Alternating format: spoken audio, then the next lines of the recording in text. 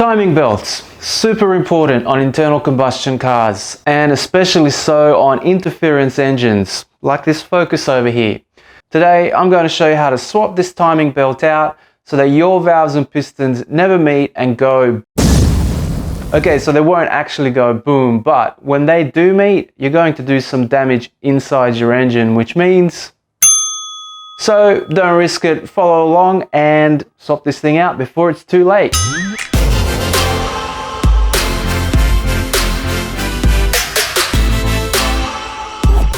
Hey guys, so thanks for joining me today, and if you're new here, welcome to the channel. I make a lot of car DIY videos on this channel, and more to the point, I work on projects that I can do at home in my own garage. I don't make these videos in a fancy workshop. There are no hoists here because I want to show you guys that you too can tackle fun and rewarding car projects at home. If you like working on your own cars, then make sure you subscribe because I'll have a lot more content coming very soon. So today's project is going to be about swapping out the timing belt and a few other components while we're in there on this Ford Focus Mk1. Now this Focus has the 2.0 Zetec engine, but you'll find that the 1.8 that came in this car, as well as the Duratec engines that came in the ST170 and the RS models, are going to be a very similar process. Now these belts should be swapped out every 100,000 miles or 160,000 Ks, and if there is any damage to the components around the belt, such as the plastic shielding that protects it, you'll probably want to keep an eye on this belt and maybe even swap it out sooner than that. And as I mentioned earlier, while you are in there and swapping this belt out, it's very much worth your while to swap out a few other parts as well while you have good access. Besides the belt, get your tensioner replaced and eye the pulley as well. And it's highly recommended that you swap out your cam seals and your front main seal, also known as a crank seal, as well. You can find this as a complete kit at most auto parts stores. Doing all of this at once will make sure that you won't have to dive into this part of the engine again for another 100,000 miles, because besides the belt breaking, the seals can leak and the bearings can fail. So avoid yourself the headache of having to dive back in to this part of the engine again anytime soon, and just swap it all out at once. Okay, so besides the belt kit, these are the tools you're going to need. Have yourself a jack and some jack stands ready, as you will be jacking up the car, and a block of wood will help as well.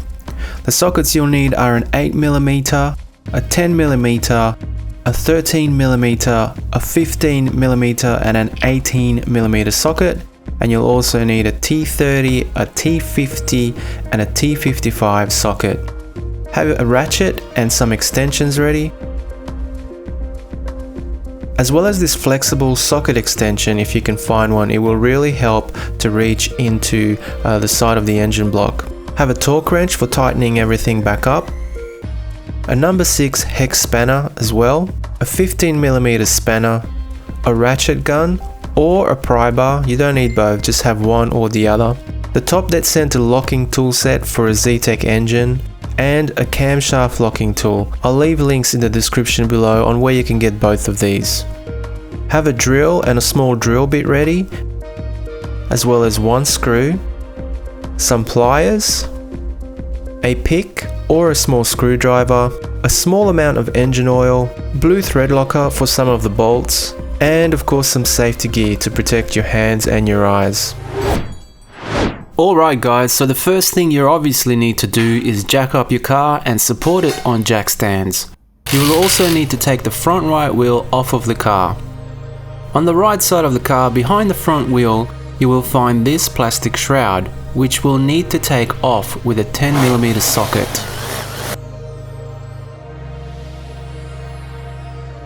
The accessory belt that runs your air conditioning, alternator and water pump is found here. We're going to need to remove this belt first before we can get to the drive belt itself. So to do that, let's head under the front right wheel arch and take the inner guard off. On a Focus, the guard is held in by screws, which you can undo using a T30 socket. Now would be the perfect time to clean out your guards and apply some rust protection. If you want to see a video on how to do all of that, just follow the link in the description below. Now that the plastic shrouds are out of the way, grab a 15mm spanner and put it on your belt tensioner, like so. Then using a second spanner, place it around your first spanner like so that you have more leverage, and push down towards the back of the car. This will loosen the tension on the belt and will let you remove the accessory belt completely. Now head to the top and find your coolant expansion tank. Just unscrew the 10mm bolt holding the tank in place and position it out of the way. I completely removed the tank because I was doing a coolant flush, water pump and water hose change at the same time. You can find a video of how to do those jobs on this car in the description below, but if you're not doing any of that, you can just simply place the tank out of the way. Now let's remove the engine mount. Before we do, obviously, we're going to need to support the engine with the jack so that when we take the engine mount off, the engine isn't just left completely unsupported. So you're going to need an 18mm and a 15mm socket, and after you've undone those 5 bolts, the engine mount should lift right out. Once you've got the engine mount removed, just unbolt the 10mm bolts that hold on the timing belt plastic shield. 4 bolts in total will have the shield removed.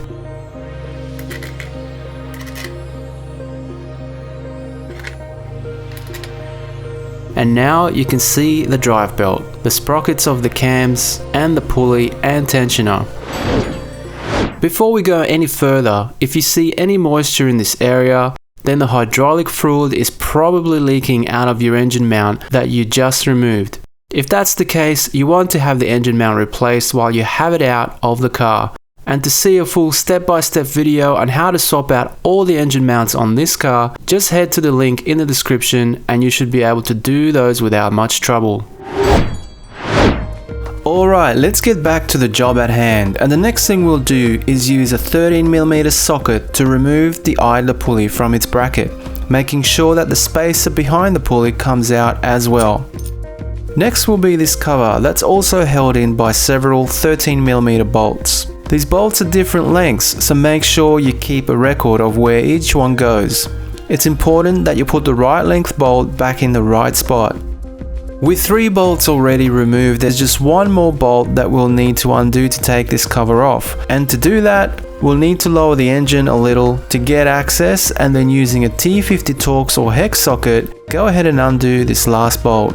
With the last bolt removed, the cover should come right out. To keep a record of which bolt goes where, I usually place them back in their position like so, and keep the whole thing together in a safe place. The next step will be to remove the harmonic balancer from the engine. Use an 18mm socket to either undo this bolt with a ratchet gun, or if you don't have a ratchet gun, ask a friend to sit in the car with the car in gear and the brake pedal firmly applied, while you undo the bolt with an extension bar. I have a rattle gun though, so I'll make short work of this.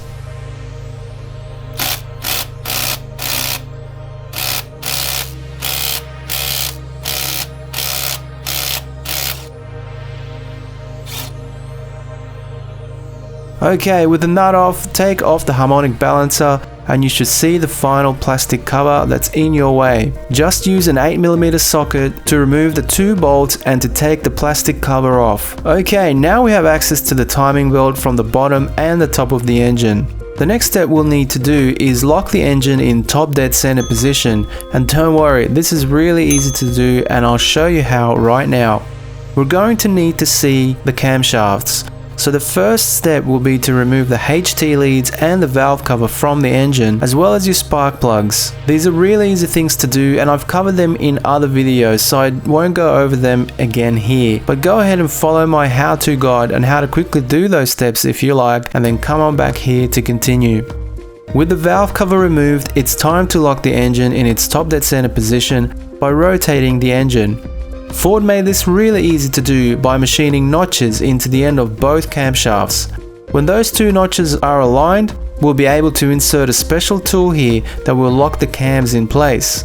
So let's get those notches in the right spot by putting the harmonic balancer bolt back in and spinning the engine.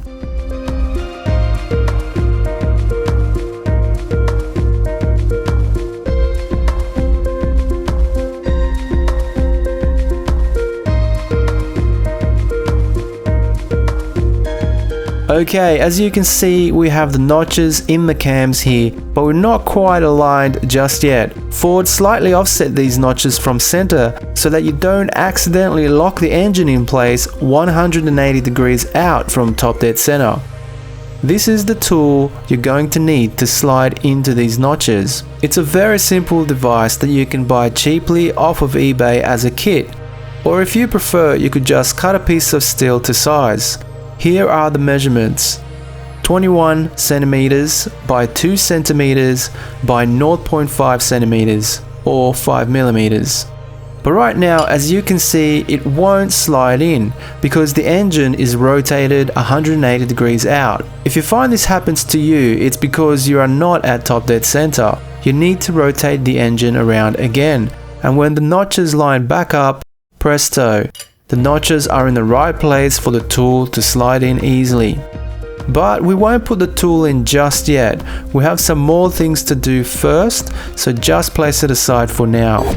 So under the car, between your exhaust and your crank sensor, you will see a small bolt right here. Use a 10mm socket to get the bolt out. Access is pretty tight in here, so you may need a flexible socket extension to get a good grip on the bolt. But when it's out, you will see that all that it is a plug that Ford placed here so that you can bottom out the crank and stop it from rotating. This is very important to do when changing your timing belt.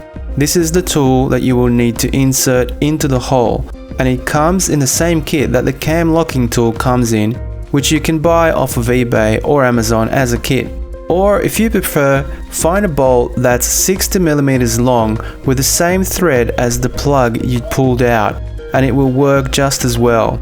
I'm using the tool here, and all you need to do is screw it in until it bottoms out, and now when you rotate the crank, you will find that the engine stops turning. Now it's important to remember here that this tool that you just placed into your engine is not a load-bearing product, it's just a guide. So whatever you do, do not put extreme force on this locking tool, or it will break and fall into your engine. It is just a guide for you to find top dead center. But that's it. Once you rotate the crank bolt and it bottoms out with this tool in place, you know that you are at top dead center. It's time to loosen the sprockets on the cams. We're going to remove this tool for a second because we're about to put some pressure on the timing belt, and we don't want the tool to break and fall into the engine. With that out of the way, what we need to do is loosen these two sprockets with a T55 socket and a pry bar because they are on there tight. So right now you want to make sure that your belt doesn't rotate. And to help stop the belt from spinning, you can use one of these tools that helps hold the sprockets in place, which you can get off of eBay or Amazon, or use your own method for stopping the belt from spinning, whether it's applying leverage with a bar or a screwdriver. But I have this tool for the job and it makes pretty short work of this task, so I recommend you buy one. All you do is position the hooks inside the sprockets and apply force to the opposite direction of the pry bar. Okay, now that the sprockets are loose, we can take the belt off by removing the tensioner. And as you can see, my tensioner is leaking grease, probably onto this drive belt. So we will be replacing both the belt and this tensioner along with the other things in the timing belt tensioner kit.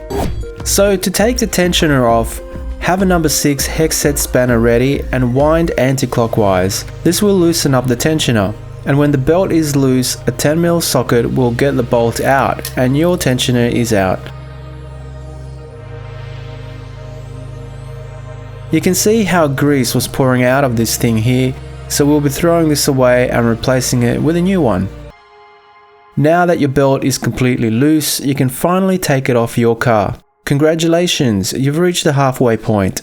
You will see that your cam sprockets spin completely freely from the camshafts because we loosened them up when the belt was still on the engine. This is a good thing because it will allow us to remove these sprockets while making sure that the camshafts themselves don't spin while we swap out the seals. So go ahead and remove these two sprockets by removing the screws here. Oh, and just take your timing belt idler off as well using a 15mm socket if you're replacing this part, which you should be. Okay, with the sprockets removed, it's time to take these old camshaft seals out and have them replaced. The best method I've found for removing these is to drill a small hole into the seals and screw a small screw into the seals and pry them out with a pair of pliers. Be careful when you do this, obviously, so that you don't damage your camshafts.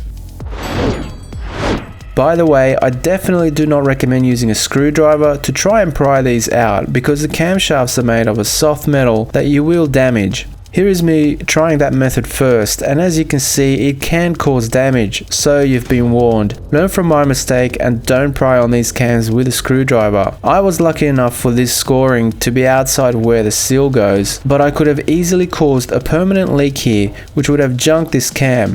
So use this drilling method instead, go slowly and be careful. Treat these cams very delicately like they are made out of glass and you should be fine. We have the old seals out, and after a quick wipe down we're ready for the new seals. Just coat the inside of the seals lightly with oil so that they slide in nicely, and just tap them both in with something softer than metal, like a piece of wood for example. Alright, so that's looking excellent, so we'll go ahead and put the cam sprockets back on and just hand tighten them down for now. It's time to put the camshaft locking tool back in, as we'll be putting the belt on very soon. So check that the tool is firmly in place, holding the camshafts in position, and leave it there for now. Head underneath and let's get the front main seal replaced, which is found behind this bolt. Again, make sure that the engine is at top dead center position by bottoming it out against this tool, and then remove the tool again. Loosen up the main bolt to take it off. It shouldn't be on there too tight because we already had it loosened from when we removed the harmonic balancer, but you have been turning the engine over, so you may just need something to loosen it up. Once you have that unwound, take the timing belt sprocket off, as well as the shield for the main seal. Okay, there it is. Mine is in pretty good condition by the looks of things, but even if yours does as well, it's always a good idea to have your seals changed at the same time that you are replacing the timing belt, so we're going to be taking this out. To do it is really simple, just use a pick or something sharp to put a hole into the seal and pry it out. You will find that this seal comes out much easier than the camshaft seals, and there it is, nice and simple. Right, so again with the new seal, just give it a light coat of oil on the inside and slide it on. The seal goes on very easily, so there won't be much need for force. Just tap it on gently until it bottoms out, flush with the engine. Then simply slide the dust cover back on as well as the sprocket, making sure that the front of the sprocket faces out. And now that this is all good to go, we're going to head up top and put the idler pulley and tensioner back in. So starting with the brand new tensioner, let's get this in the car and screwed in finger tight, as well as the new idler pulley. Okay, now that we have the lower sprocket, tensioner, idler pulley and cam sprockets back in, it's time to thread the new belt back on. So start by threading the belt around the tensioner, then the two cam sprockets, the idler pulley, and finally head underneath and put the belt around the lower sprocket. It will be easy for you to put the belt on because the tension isn't set yet. Before you do any of that, head underneath and put this dust cap back on using an 8mm socket. Then let's put the harmonic balancer back on, and let's put the bolt back in just snug. Don't torque it down just yet and be careful not to spin the belt. The next step will be to tighten the two nuts holding the idler pulley and tensioner in. The idler pulley is a 15mm socket tightened down to 25 Newton meters. The tensioner is a 10mm socket tightened down to 25 Newton meters. When we tighten this bolt down, it will set the tension on the drive belt. So let's make sure the tensioner is set correctly before we screw this bolt in all the way. What you'll want to do is, using a hex key, rotate the aligning plate here until this indicator needle lines up with this slot here. When these two align, you have the correct tension on the belt. You will need to keep the hex key held in place while you tighten down the 10mm bolt to make sure that the needle doesn't move away. It might take a couple of tries to get it right, but it's not too difficult and you should be good to go in no time. Okay, so there you go, the tensioner is set and tightened down, so it's time for the home stretch. Remember that your camshaft tool is in place and your sprockets are loose. We're going to be tightening them up next. To do that, let's make sure that the crank or bottom of the engine is also at top dead center by inserting the tool and making sure that the crank is bottomed out. Okay, so we know that the engine is in top dead center, so we're going to remove the camshaft locking tool, and using our tool to hold the sprockets in place, we'll tighten down both to 70 Newton meters. With the sprockets tightened down, your cams will now spin on the belt, so check that they are still tightened correctly by putting the camshaft locking tool back in. If they don't quite go back in, just nudge the sprockets back into place. This will rotate the cams slightly so that you can get them back into the right spot. Make sure you get this part of the job absolutely perfect and then remove this tool because you are done with it. Down bottom, it's time to take the locking tool out and put the plug back in. This is a 10mm bolt that just needs to be snug. The next step will be to tighten down the crank bolt. Take it out and apply a bit of blue thread locker here. Then torque the bolt down to 115 Newton meters. To make things easier, I have a ratchet gun set to a torque setting in this range, but you can also do this with a torque wrench if you have a friend sitting in the car with the brakes on and the car in gear to stop the engine from turning. Congratulations, your timing belt, seals and pulleys have now been replaced. Use a 13mm socket and T50 socket to put the middle cover back on and torque it all down to 50 Newton meters. With that done, it's time to put the top of the valve cover back on and spark plugs back in. Again, I've covered how to do that in other videos, so I won't go over that again here, but if you need to see those steps, then you can find links to that in the description below. The next thing we'll do is put the accessory belt pulley back on using a 13mm socket set to 40 Newton meters. Next on goes the timing belt cover using the 4 8mm bolts set to 10 Newton meters. Then screw the engine mount bolts back in and tighten them down using an 8mm socket set to 55 Newton meters. Next on goes the engine mount. Torque down to 50 Newton meters and the coolant bottle goes back in place with a 10mm bolt just snug down. At this point, if you haven't already done so, put the HD leads back in and reconnect your airbox if you remove that as well. Finally, drop your engine and you should be done.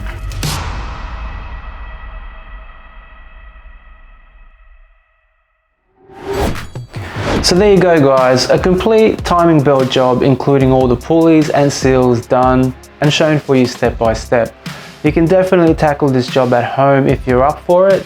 Just take your time and make sure you have all the tools available and ready before you start. If you do decide to tackle this at home, it should take you about a day to complete, based on the fact that you're going slowly and that you've never done this before maybe. An experienced mechanic will have this job done in a couple of hours, but I didn't try to set any new records here and neither should you. Just check every step you make before you move on to the next one and take your time. Enjoy working on your car. I get a massive sense of accomplishment by working on my own car, especially if it's a job that I've never tackled before, and especially if it's a job that was daunting to me before I started.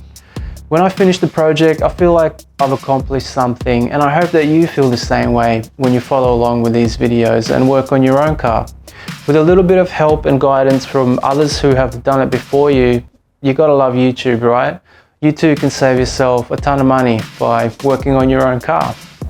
So that's it for now. Please subscribe and like this video if, well, you like this video. I hope it helped you guys out. But that's enough chit chat for now. Go ahead and try this at home on your car.